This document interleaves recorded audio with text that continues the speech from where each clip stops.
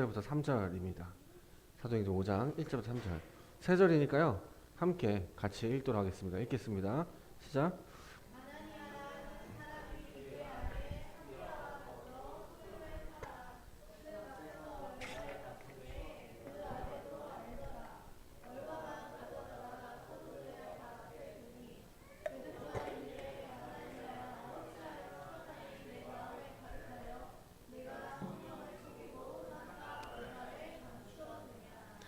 아멘. 우리가 잘 아는 바와 같이 오순절날 아침에 성령이 임해서 하나님의 나라, 즉 교회가 시작되었죠. 교회라는 게 형성되었습니다.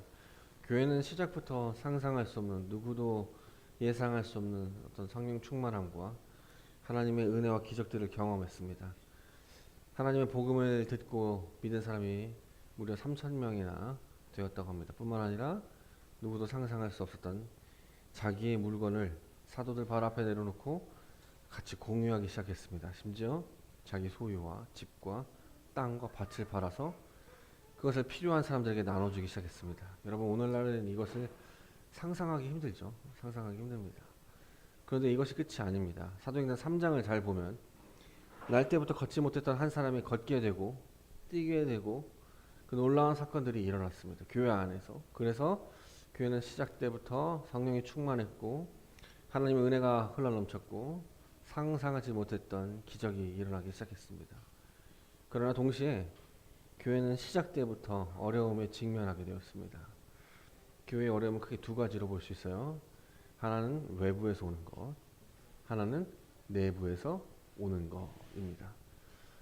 여러분, 외부에서 오는 것을 핍박이라고 말하죠. 핍박이라고 말합니다. 이것은 물리적인 형태로 왔고 폭력적인 형태로 왔죠. 처음부터는 그러지 않았습니다. 처음에는 말로 인한 협박, 위협 같은 정도였습니다. 그리고 그 강도가 점점 강해지면서 사람들을 결박하기 시작했고 감옥에 가두기 시작했고 그리고 채찍질하고 매질하기 시작했고 심지어 죽이기까지 했죠.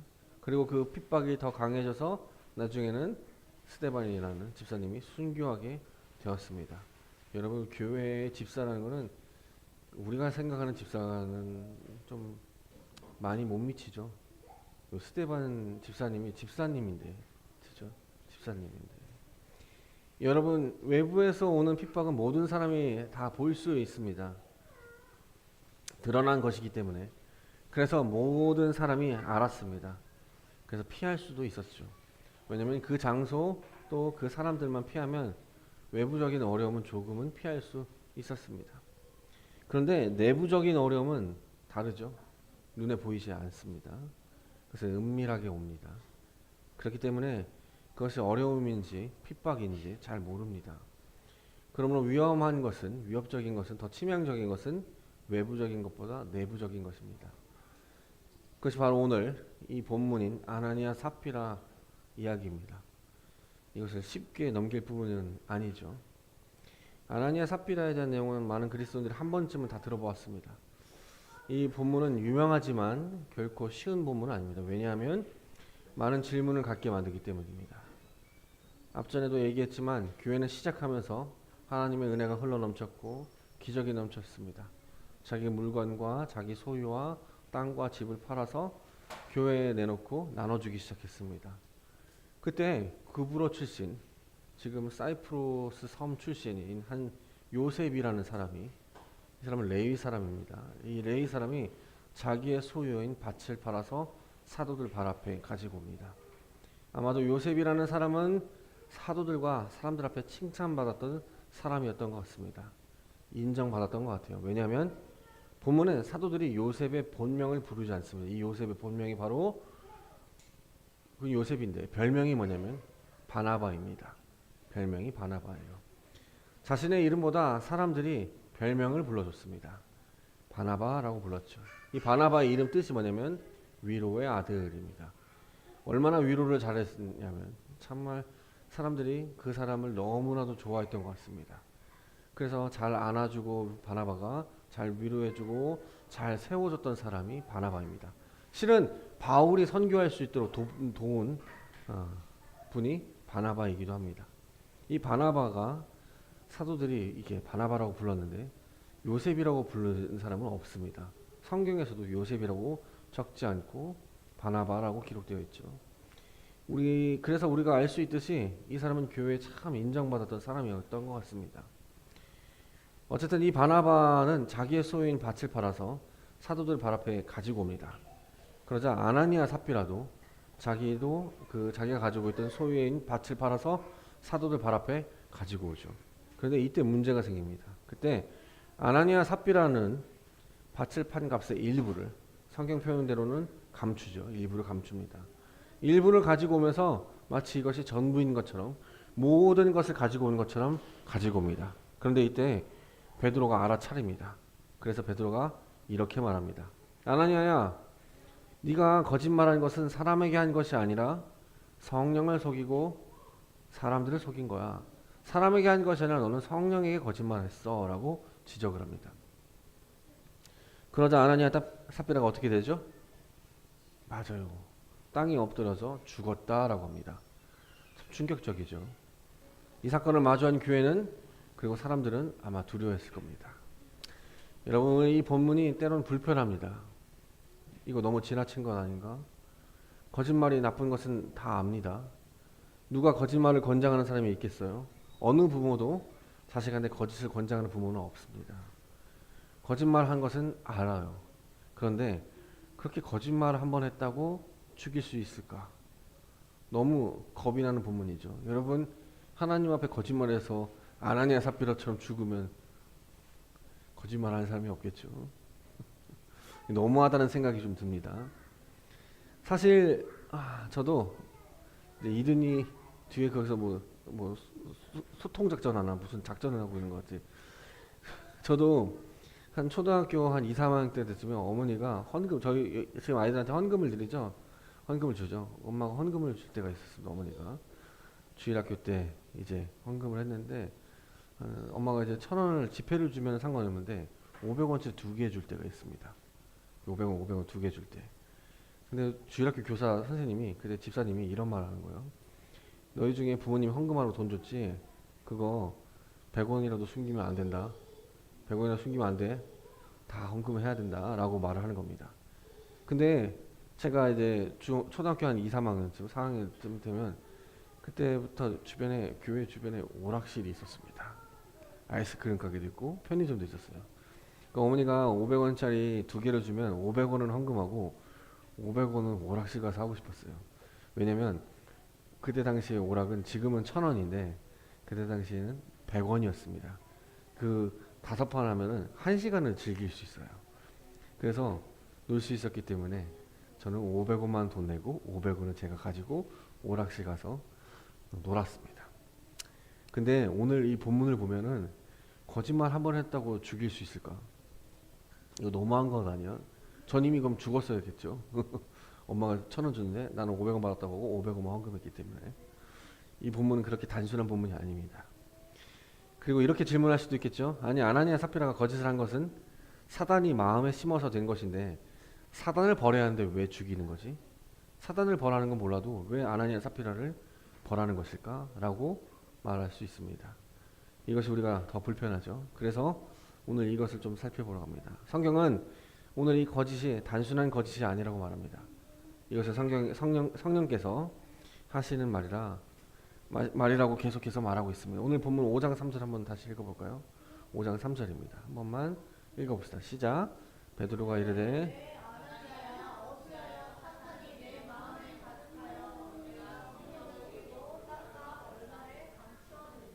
네, 이렇게 적혀있죠. 사단이 네 마음에 가득하여 뭐래요? 네가 성령을 속이고 땅값 얼마를 감추었냐라고 말합니다. 아나니아 삽비라가 연약해서 인간의 죄 때문에 거짓말하는 것이 아니고 사단이 이 생각을 줬다는 거죠. 그래서 오늘 이 본문은 그냥 해석하면 안 되고 사단과의 관계를 그리고 사단이 어떤 존재인지를 알고 이 본문을 읽어야 합니다. 성경은 사단의 존재를 명확히 밝힙니다. 그런데 놀라운 것은 우리 교회 다니죠? 많은 사람들이 교회 다니는데 사단이 없다고 생각해요. 마귀가 없다고 생각하는 사람들도 있는 것 같아요. 마귀는 있습니다. 사단의 존재를 믿지 않는 사람들이 있는데 마귀는 존재합니다. 존재를 명확하게 성경은 인정하기 때문입니다. 그러나 성경은 첫째, 사단의 기원에 대해서는 명확히 밝히지 않습니다. 언제 기원이 됐는지는 명확히 밝히지 않아요. 사단이 어떻게 창조되고 어떻게 시작되었는지는 명확히 드러내지 않습니다. 우리가 아는 사단의 기원, 천사장이라는, 그리고 음악을 했고 루시퍼라는 이런 하나님을 찬양하는 존재였는데, 이 사람이 나중에 사탄이 되었다는 것은 이게 에스겔 27장을 이게 좀 풀어서 정리한 것뿐입니다. 근데 사단의 기원에 대해서는 많이 논란이 있죠.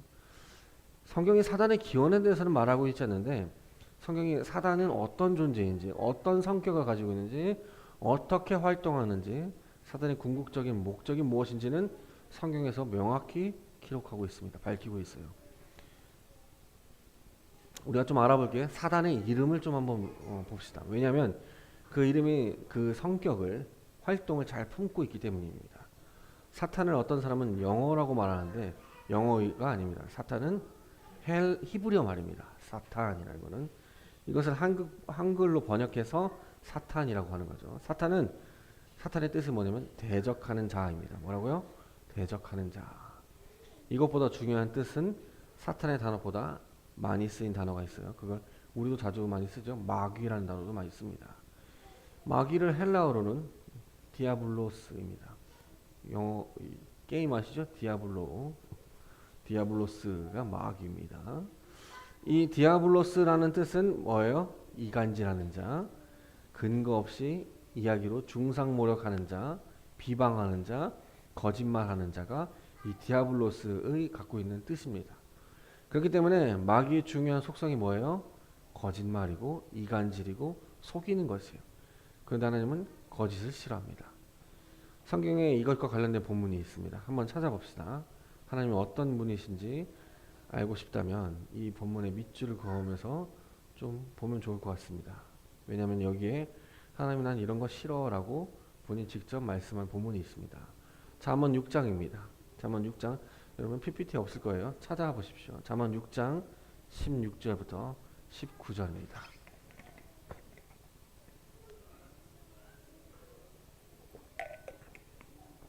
자, 제가 한번 읽어볼게요. 한번 따라와 보세요.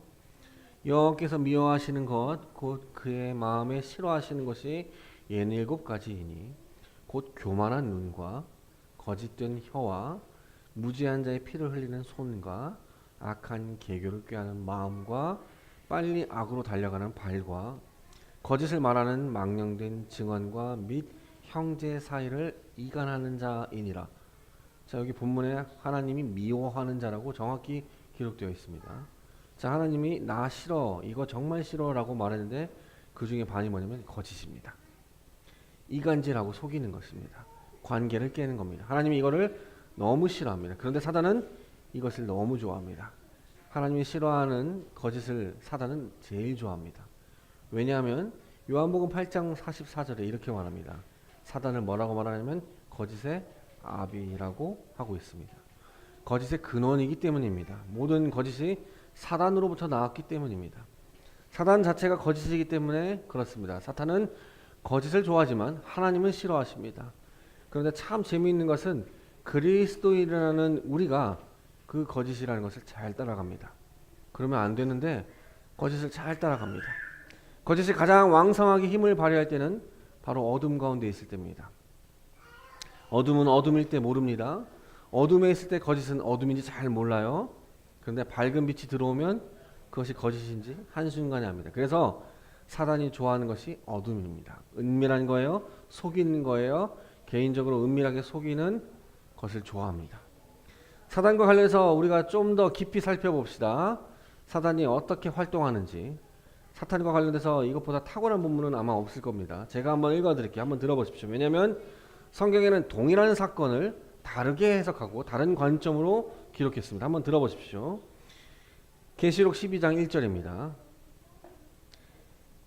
하늘에 큰 이적이 보이니 해를 옷 입은 한 여자가 있는데, 자, 여기 한 여자가 탁 나타났어요. 이 여자가 아이를 베어 해산하게 되매 아파서 애를 쓰며 부르짖더라. 이 여자가 이제 출산할 때가 됐네요. 출산할 때가 되니까 배가 너무 아파서 부르짖고 있어요. 근데 그때 본문에 이렇게 말합니다. 하늘에 또 다른 이적이 보이니 보라 한 큰 붉은 용이 있어 머리가 7이요 뿔이 10이라 그 여러 머리에 7 왕관이 있는데 이 용은 마귀라고 하고 사탄이라고도 합니다. 이 용이 여자 앞에 나타나요. 용이 해산하는 여자 앞에 그가 해산하면 그 아이를 삼키고자 하더니 자 한번 생각해 보십시오. 어떤 여자가 있어요. 그 여자가 임신을 했어요. 이제 아기를 출산할 때가 됐네요. 해산이 임박했어요. 그래서 아기가 나오려고 해서 부르짖고 있었어요. 근데 갑자기 사탄이 나타났어요. 그 사탄이 여자와 아이를 노려보고 있어요. 그래서 여자가 아이를 낳으면 그 사탄이 그 아이를 죽여버리려고 집중하고 있죠. 그리고 자 계시록 12장 5절에 이렇게 말합니다. 여자가 아들을 낳으니 이는 장차 철장으로 만국을 다스릴 남자라. 그 아이를 하나님 앞과 그 보좌 앞으로 올려가더라. 자 여러분 이 이야기 어떤 이야기인 것인지 아세요? 이 이야기 무슨 얘기인 줄 아세요? 예수님 탄생입니다. 우리가 다 아는 얘기예요. 여러분 이 요한계시록 12장은 예수님 탄생 사건을 기록한 겁니다. 그런데 마태복음 2장에 이렇게 기록되어 있어요. 마태복음 2장에는 아기 예수를 죽이려는 세력이 있다라고 말합니다. 그 마태복음에는 그 세력이 누구라고 말하죠? 헤롯입니다. 헤롯 대왕이죠. 마태복음 2장 16절에 가면 헤롯 대왕이 예수님 나실 때에 물어서 그 나실 때를 물어서 2살 이하의 모든 남자를 다 죽이라는 명령을 누가 하죠? 헤롯이 합니다. 자 보세요. 마태복음에서 예수를 죽이려는 세력은 누구죠? 헤롯입니다. 그러나 요한계시록 12장에서는 헤롯이 언급되지 않습니다. 누가 언급되죠? 사탄이 언급됩니다.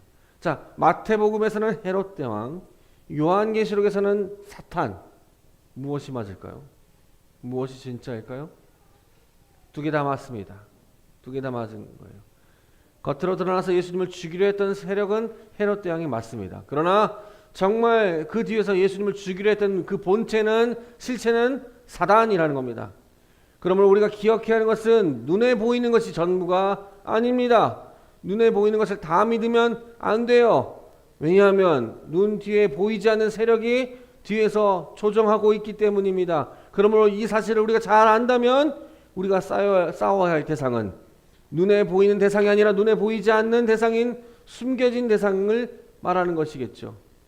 이 두 균형을 잘 갖추는 것이 아주 중요합니다. 어떤 사람은 너무 눈에 보이는 것에만 집중합니다. 또 어떤 사람은 너무 극단적으로 눈에 보이지 않는 것을, 그래서 사단에게만 모든 것을 돌리는 사람도 있어요. 어떤 것도 좋지 않습니다. 사단에 대한 두 가지 극단적인 태도가 무엇인가 하면 사단을 완전히 무시하는 그리스도인이 있다는 겁니다. 그것은 좋지 않아요. 왜냐하면 성경은 사단의 존재를 인정하고 있습니다. 그러나 또 그것만큼 안 좋은 게 있습니다. 모든 것이 사단 때문이라고 말하는 사람도 있습니다. 졸리면 잠막이라고 말하고, 병들면 병막이라고 하고, 돈 쓰면 소비막이라고 하고, 돈만 추가하면 돈막이라고 말하고. 그치? 어제 많이 들어봤는데 옛날에는 어렸을 때. 이것을 들은 사탄도 자신의 별명이 이렇게 많은지 깜짝 놀랐을 거예요. 그렇죠? 모든 것을 다 사탄이 하는 것도 좋지 않습니다. 중요한 것은 사탄이 그렇게 하는 것이 있습니다. 그것을 분별하는 것이 중요합니다. 어떤 때에 사탄이 하는 일이고 어떤 일이 자연적인 일인지 잘 분별해야 합니다. 여러분 보세요. 눈에 보이는 것이 있고 보이지 않는 것이 있다고 했습니다. 세력이 있다고 했죠. 우리가 기억해야 하는 것은 눈에 보이지 않는 세력이 눈에 보이는 세력을 이용해서 자기가 원하는 것을 얻는다는 것입니다. 자, 중요한 것은 사탄은 어떻게 사람들인 우리에게 영향을 주려고 하는 걸까? 이것을 사도행전 5장 본문에서 이렇게 말합니다. 사도행전 5장 3절에 이렇게 말하죠. 베드로가 이르되 아나니야 어찌하여 사탄이 네 마음에 가득하여 네가 성령을 속이고. 자, 아나니아의 마음에 무엇이 가득하대요? 사탄이 가득하대요. 이미 너 사탄 들었어. 사탄 들었다는 겁니다. 여러분 다른 본문 하나만 더 살펴볼게요. 요한복음 13장 2절입니다. 우리가 잘 아는 말씀이에요. 13장 2절 한번 찾아보셔야 됩니다. 마귀가 벌써 시몬의 아들 가룟 유다의 마음에 예수를 뭐 하려는 생각을 넣었더라? 팔려는 생각을 넣었더라. 누가 넣었대요? 마귀가. 자, 요한복음 13장 27절에도 이렇게 말합니다. 조각을 받은 후 사탄이 그 속에 들어간지라. 이에 예수께서 유다에게 이르시되 네가 하는 일을 속히 해라 라고 하십니다. 성경은 계속해서 이렇게 말하는 겁니다. 사탄은 어떤 사람에게 사탄의 생각을 계속해서 넣어주는 겁니다. 사탄의 가장 중요한 관심은 뭘까요? 사탄의 중요한 관심이 뭘까요? 예수님의 중요한 관심도 비슷하다고 보는데 사탄의 중요한 관심은 여러분들의 마음입니다. 여러분들의 마음을 갖고 싶어 합니다. 사람의 마음을 뺏으려고 합니다. 마음을 다스리려고 해요. 마음을 주관하고 싶어 합니다. 왜 이렇게 사단은 우리의 마음에 관심이 많을까? 왜냐하면 마음은 생각이 담기는 그릇이기 때문입니다. 생각은 마음에 담기기 때문에 그래요. 많은 생각이 떠오르죠. 우리가 살면서 기억할 것은 내 안에 떠오르는 생각이라고 모든 것이 다 내 생각이 아닐 수 있습니다. 물론 내 의지를 일으켜서 내 마음에 담긴 것을 생각할 수도 있습니다. 그러나 내 안에 떠오른다는 것이 전부 내 것이 아닌 이유는 어떤 사람의 생각일 수도 있고 어떤 환경에서 오는 것일 수도 있고 심지어 하나님께서 우리에게 넣어주신 생각일 수도 있습니다. 또 하나는 사탄이 준 생각일 수도 있어요. 그러므로 기억하십시오. 내 안에 어떤 생각이 다 떠올랐다고 그것이 다 내 것이 아닌 것입니다. 어떤 생각은 내 마음에 담기지만 어떤 생각은 그저 스쳐 지나가기도 합니다. 됐어. 그런 거는 다 필요 없어 라고 스쳐 지나갈 수도 있습니다. 이렇게 지나쳐 가기도 합니다. 우리가 어떤 생각이 떠올랐다고 내 귀에 어떤 것이 들렸다고 그 모든 생각이 나 마음에 담기는 것은 아니고 어떤 생각은 그저 스쳐 지나가기도 합니다. 그렇다면 한번 질문해 보겠습니다. 그렇다면 무엇이 결정할까? 어떤 생각이 내 마음에 담길지 아니면 그냥 스쳐 지나갈지 무엇이 결정할까? 무엇에 의해서 결정할까? 여러분 생각해 봅시다. 사탄이 여러분들에게 또는 우리가 인생 살면서 많은 환경에서 많은 생각이 들어옵니다. 자, 그것을 마음에 담는 것은 누가 하죠? 본인이 합니다. 내가 결정하는 것입니다. 즉 내가 그것을 붙잡은 겁니다. 사탄은 그 생각을 늘 줍니다. 줄 수 있습니다. 교회 가기 싫다. 교회 가지 말자. 말씀 보지 말자. 서로 화해하자. 서로 평안하자. 하지 말자. 그냥 내가 편한 대로 살자. 서로를 위한 것보다 나를 위한 게 더 좋다. 라고 사탄은 계속 심어줍니다. 그것을 붙잡는 건 누가 하죠? 내가 하는 겁니다. 남이 하는 것 아니에요. 내가 하는 거예요. 내 마음에 내가 그것을 담는 것이에요. 내가 그렇게 담지 않으면 되는데 그 생각을 내가 담는 겁니다. 여러분 하나님께서 우리에게 어떤 생각을 주십니까?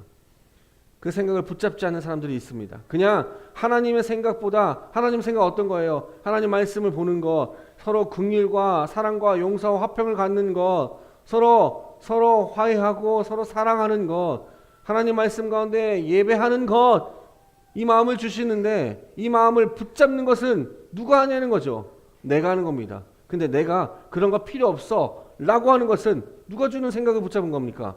사탄이 주는 생각을 붙잡은 거예요.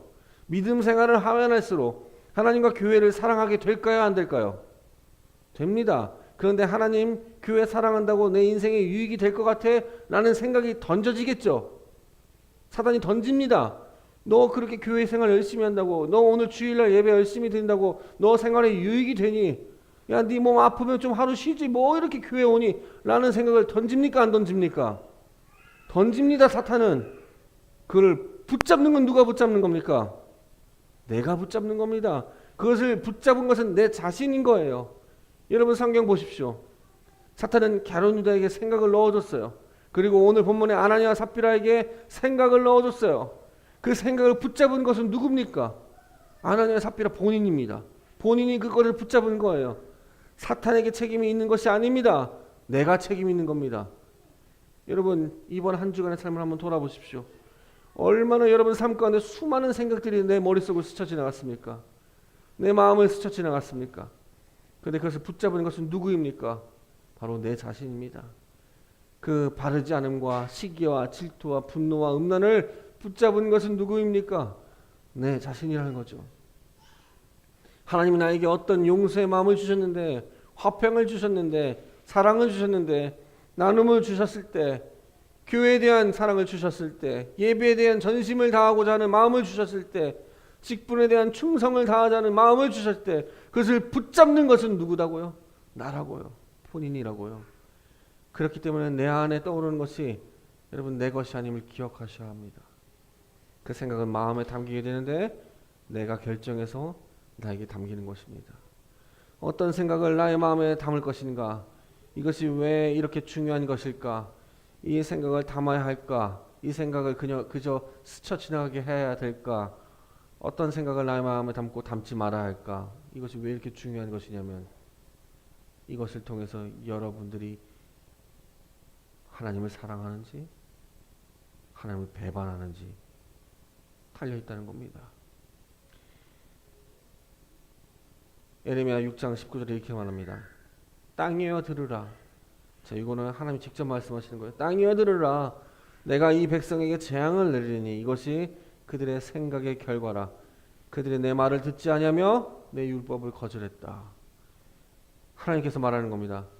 내가 내 백성에게 재앙을 내릴 거야. 왜냐하면 내가 왜 재앙을 내냐면 그들이 내 말을 듣지 않았어. 내 율법을 거절했어 라고 합니다. 왜인 줄 아세요? 그들의 마음에 그들의 생각에 이미 하나님의 말씀을 버렸습니다. 그들의 생각에 이미 하나님의 말씀을 무시했습니다. 아니요, 거절했습니다. 여러분, 우리의 말은 반드시 생각을 따르게 되어 있습니다. 우리의 행동은 반드시 우리의 생각을 따르게 되어 있습니다. 누군가 말하죠. 저 아무 생각 없이 한 행동이에요. 그럴 수 없습니다. 아무 생각 없이 한 행동이 없습니다. 그것을 붙잡아서 나타나는 결과입니다. 그래서 하나님 말씀하십니다. 너희들은 이미 생각 가운데 나를 버렸어. 생각 가운데 나를 무시했어. 생각 가운데 내 마음을 거절했어 라고 말합니다. 그리고 이스라엘 백성은 그 생각을 따랐을 뿐입니다. 그래서 하나님은 말씀합니다. 너희의 행동은 생각의 결과야. 여러분들의 행동의 결과는 생각의 결과입니다. 그래서 잠언이 이렇게 말합니다. 기억해 두셨으면 좋겠습니다. 잠언 4장 23절에 모든 지킬 만한 것 중에 더욱 네 마음을 지키라. 무엇을 지키래요? 여러분, 마음을 지키래요. 그 마음을 통해서 생명의 근원이 이에서 남이니라. 여러분들이 그 마음을 하나님 말씀에 심을 건지 그 마음을 사탄이 주는 음성을 담을 건지는 여러분들이 하는 겁니다. 자기의 마음을 다스리는 자는 성을 빼앗는 자보다 낫다라고 말합니다. 잠언 16장에. 자기 마음을 다스리는 자는 어떤 한 성을 빼앗는 것보다 더 낫다는 겁니다. 그렇기 때문에 마음을 놓으면 절대 안 됩니다. 내 안에 떠오르는 생각이라고 내가 마음대로 좌지우지해서는 안 되는 것입니다. 버릴 것은 버리고 붙잡아야 할 것은 붙잡아야 하는 것입니다. 그러나 너무나도 안타까운 것은 그리스도인이라고 말하면서 때로는 예수를 위해 살겠다고 말하면서 내 안에 떠오르는 바르지 않는 것을 붙잡는다는 것입니다. 왜 붙잡을까요? 왜 많은 그리스도인들이 바르지 않는 것을 붙잡을까요? 내 자존심이 상한다고 붙잡습니다. 내 분노가 치밀어 오른다고 붙잡는 거예요. 절대로 잡아서는 안 되는 것을 잡는다는 겁니다. 그런데 아닙니다. 여러분, 우리는 기억해야 합니다. 내 안에 있는 내 생각도 하나님이 주신 그 생각도 있고 사탄이 준 생각도 있음을 반드시 기억해야 합니다. 어떤 환경과 사람과 거짓에서 오는 생각이 있습니다. 그런데 우리는 분별해야 합니다. 그래서 여러분에게 제가 강조한 것이 뭘까요? 제가 매일마다 말하는 게 뭘까요? 하나님 말씀을 읽으십시오. 하나님 말씀을 가까이 하십시오. 입니다. 여러분 말씀을 가까이 하는 것이 얼마나 중요한지 아셔야 합니다. 저는 이런 생각을 합니다. 잠을 자고 일어났는데 아침에 눈을 뜨니까 하나님 말씀이 생각나면 얼마나 좋겠어요. 그렇죠? 어느 날 이렇게 병상에 누워있는데 일어났는데 잠에서 깨보니까 하나님 말씀이 내 안에 이렇게 기억이 나고 생각이 나면 얼마나 좋겠어요.